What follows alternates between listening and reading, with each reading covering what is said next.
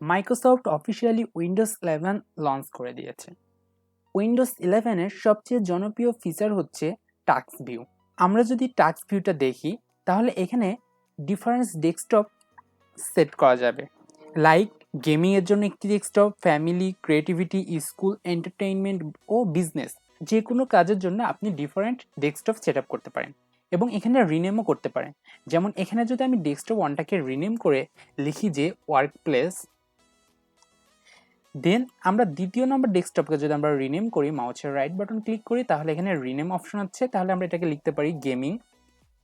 এবং চাইলে এখান থেকে আমরা ব্যাকগ্রাউন্ডটিও চেঞ্জ করতে পারি। এখানে যদি আমরা চুজ ব্যাকগ্রাউন্ডে ক্লিক করি তাহলে দেখতে পাবো যে আমরা ব্যাকগ্রাউন্ডটিও চেঞ্জ করতে পারছি। অর্থাৎ আমরা এখান থেকে ব্যাকগ্রাউন্ড হিসেবে অন্য যে কোনো একটি ফটো সিলেক্ট করতে পারি বা সলিড কালারও সিলেক্ট করতে পারি। আমি এখান থেকে পিকচার হিসেবে এই পিকচারটি সেট করে দিলাম।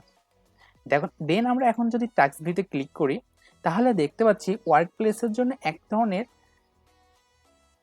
ওয়ালপেপার, দেন গেমিংয়ের জন্য একটা, এবং চাইলে আরও আপনি ডেস্কটপ ক্রিয়েট করতে পারেন, যা উইন্ডোজ 11কে উইন্ডোজ 10-এর চেয়ে আরও বেশি আকর্ষণীয় করে তুলেছে।